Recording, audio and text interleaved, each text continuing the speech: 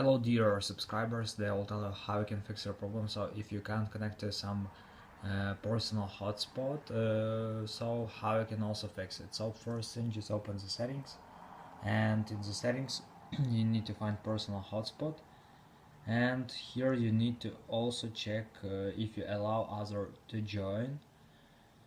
So after you can try to turn on airplane mode, wait a few seconds and just turn it off.